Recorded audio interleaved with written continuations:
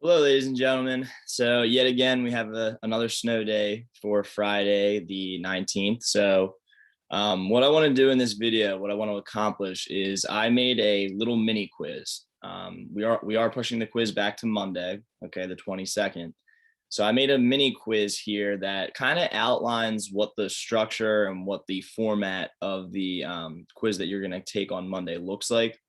So what I'm going to do is I'm going to share my screen and I'm going to go through the problems and show what the question is going to look like, what the work should be for it, and then how you're going to input all of your answers. So that way, come Monday, hopefully you have a good grasp of what you need to do, what you need to accomplish, what everything is going to look like, and kind of the directions and steps for the quiz. Okay. So if I were to share my screen here, you should see Friday 2/19's folder. So this is when you would have taken the quiz. You're going to take it on Monday the 22nd, like I said earlier. But what you'll do is you'll come into your course and you'll go to that folder on Monday. Now, like I said, this is in Friday's folder. So kind of just bear with me with that. But you'll come into Schoology, you'll go into Monday's folder, and in there will be the 4.2/4.3 quiz. All right. What you're going to do is you're going to click on it. Okay. And on my screen is going to look a little bit different because I'm on the teaching side of things, but it's going to look like this. It's going to say start new attempt. Okay. Quiz on Monday is 30 points as well. So this kind of gives you a good idea of what that's going to look like. It's obviously going to be more questions than the one that I show you. However, I wanted to choose a variety of different questions that you would see on Monday that I'm going to go over right now. Okay. So what you'll do is you'll hit start new attempt. And it's going to bring up the first question. Like I said, there will be more questions on Monday. I just gave you 3 as a variety to look at. And the first one says, factor the following equation, or excuse me, expression, x squared minus 12x plus 27. Notice that something that might be different is it's not multiple choice. And I had mentioned that in class, the format's going to be a little different. It's a fill in the blank style question. Okay. So off to the side here, what I need from you to do is to make sure that you have work, something that you can show your answer. And in fact, this is nice. I can pull up half the screen here to show my work, half the screen for the answer. Some separate sheet of paper where you're going to make all of your work on throughout the entire quiz. Okay. So notice that I have something here myself. All right. And question 1 tells me to factor. Okay. So I have the expression x squared minus 12x plus 27. I need to make sure, or I need to see from you the same thing. So you'll have the question labeled and what it's asking you to do, and then all of your work for that. Okay. So if I were to go through and factor this, because the first couple questions are just factoring, I go through my list of steps. I know I don't have a GCF, my sequence here. I don't have a GCF. I don't have a special pattern, and the number in front of x squared is a 1. So I'm going to factor normally. All right. I'm looking for 2 numbers that are going to multiply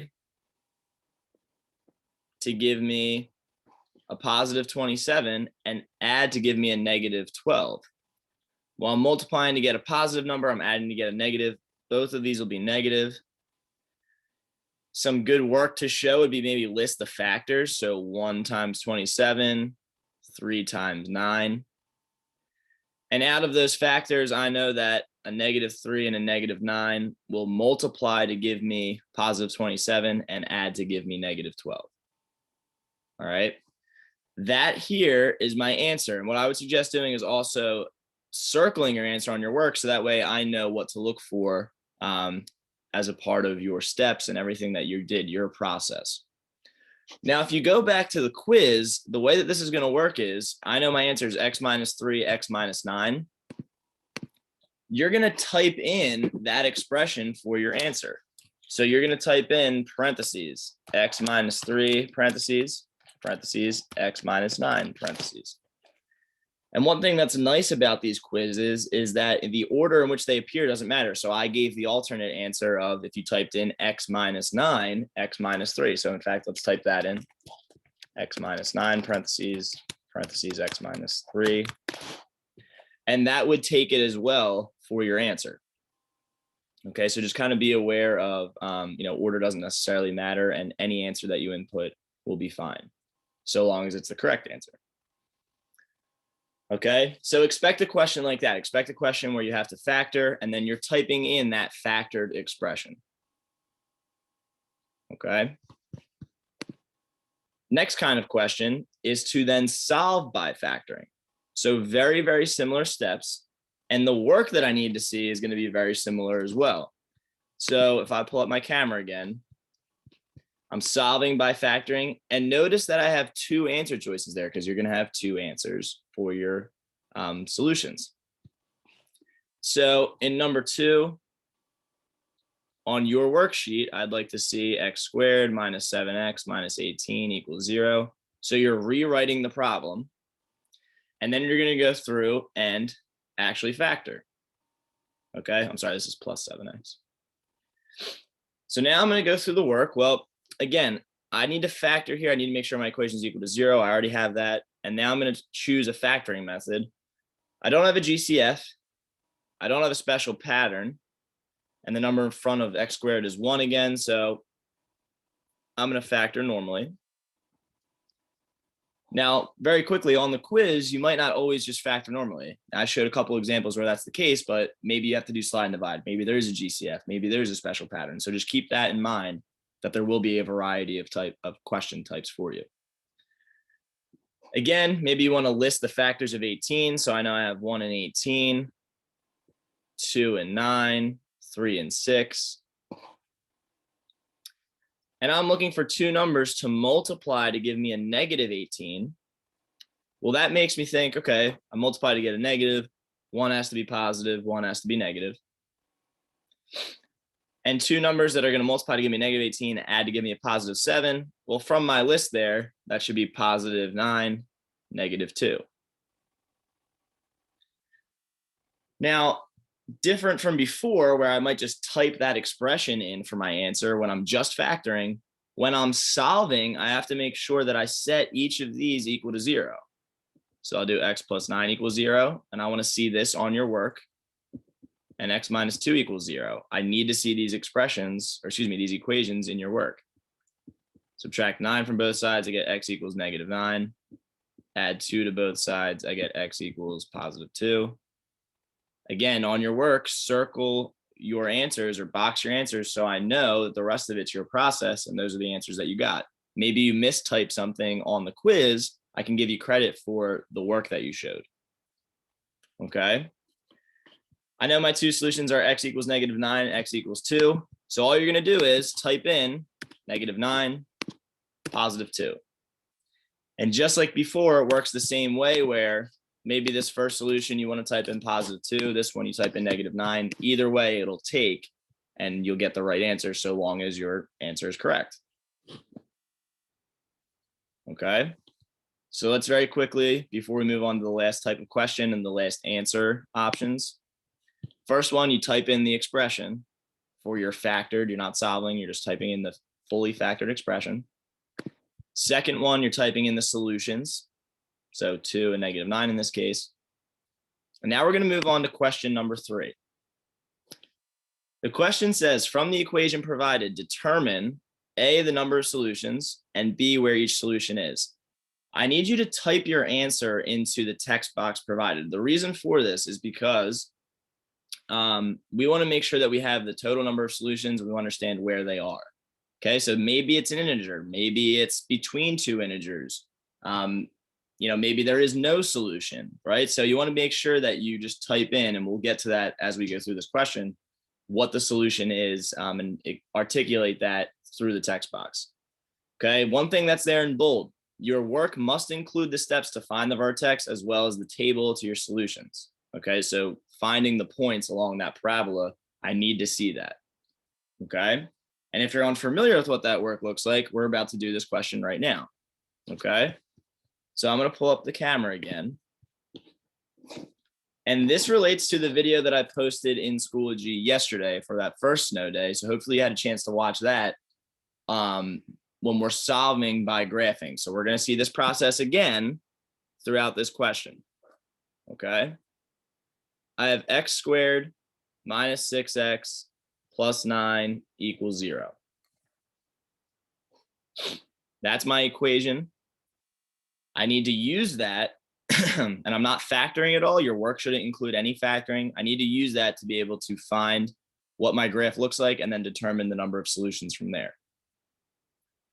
So one thing that we used in the video, when I see something like this, the first thing I want to do is make sure my equation is set equal to 0, which I have already, which is good.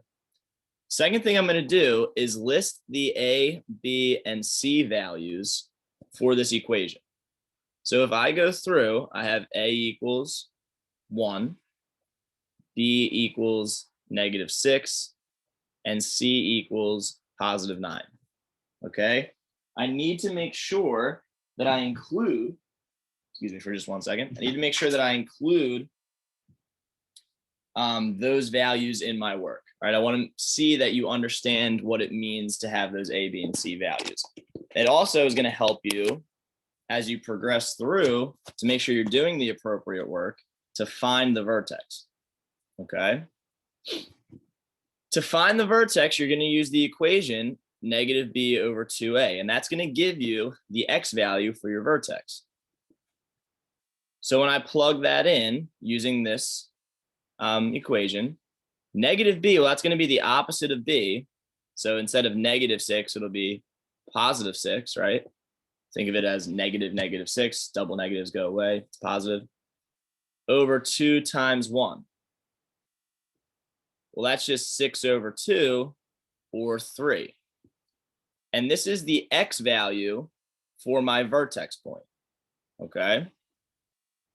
What I do from here is I plug the 3 into my original equation to find what the y value is at that point. So I'll do 3 squared minus 6 times 3 plus 9 equals 0. Well, that's 9 minus 18 plus 9 equals 0. Notice that I have 18 minus 18, which is just 0. What I want to do now is set up a table. It could be a vertical table or horizontal. Either way, it works the same for my x and y values. And I'm going to choose 5 points. So 1, 2, 3, 4, 5.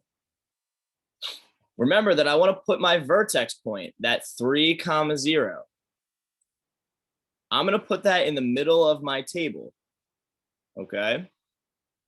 And then I'm going to choose 2 x values higher and lower than my vertex point to plug into my original equation to then find their y values. Okay. We're doing a lot at once here. Let's kind of just debrief as a little bit of a review, as well as understanding the work that you need to show. First thing, make sure your equation is equal to 0.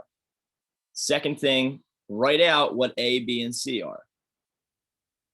Third is to use -b over 2a. Make sure you understand that equation to find the x value for your vertex. Plug that back into your original equation to find the y value, and then set up your table. That's what we've done so far. And all of this work needs to be shown on your quiz work. The next thing that you're going to do is take those 2 values lower and 2 values higher, plug them into your original equation. The reason we put the vertex in the middle, as you saw in yesterday's video, is because I only need to do the work to solve for just half of them, because whatever the answer is for 1, or whatever the y value is for 1, will be the y value for 5. Whatever the y value is for 2 will be the y value for 4. Okay? I'm going to use a calculator for this, and I suggest that you do the same when you're plugging in these values. You can do them by hand, in which case show that work. But I'm going to take that equation and I'm going to find the solutions, or excuse me, the y values at those x values. Well, if I plug in 1, my y value is 4. Same thing for 5, right? That's why we put the vertex in the middle, so we know it's going to be the same. When I plug in a 2, I get a 1. So for 4, I get 1. What I would want to see now is a graph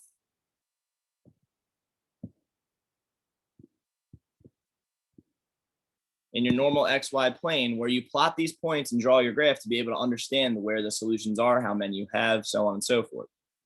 So at 1, I'm at 4. So 1, I'm at 1, 2, 3, 4. 2, I'm at 1. 3, I'm at 0. 4, I'm at 1. 5, I'm at 4.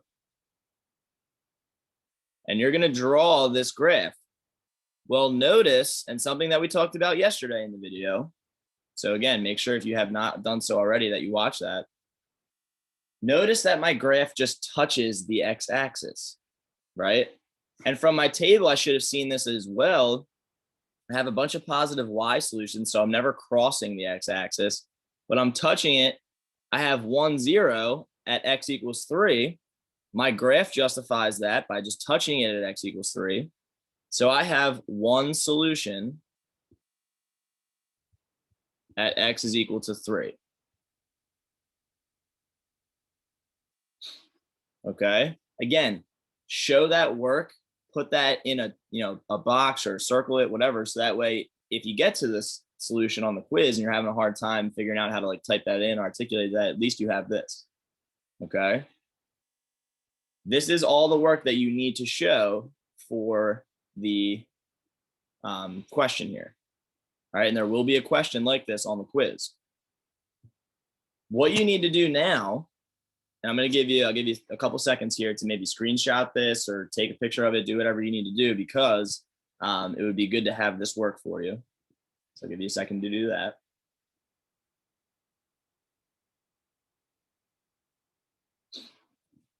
And now what you want to do is put this answer in your text box. Okay. So like I said, there's a couple different kinds of answers that you could have. So it's tough to be able to put it all just in one, fill in the blank style question. So what I would need to see from you is in the text box provided, you would say one solution at x equals 3. Okay. You could say one solution at x equals 3. However you write it, I have to go back and manually grade it anyway. So long as you have the right answer, the way that you type it in, it won't, credit you or discredit you as soon as you submit the quiz. But you need to make sure that you write the number of solutions, and you can even do it this way too, because notice that it's written this way as a question. You could say one solution. So part A, one solution. Part B, x equals -3, or excuse me, x equals +3. Right? That's an organized way to go about typing in your answer. It's all right there for you. Everything's figured out. All right. And I would go back, like I said, and manually grade that type of question, anything that relates to a text box. And there will be a couple questions that do that. Okay. After you're done, you'll hit review and finish, and then you will be done taking the quiz. Okay. Now, one thing that I want to stress is that if you were to go back into the folder, now I don't have it in the folder right now, it'll be in Monday's folder. After you're done the quiz, there will be a separate assignment. The separate assignment is for you to then take a picture of your work. So you would take a picture of this, just like you take a picture of your homework, and you'll submit it in.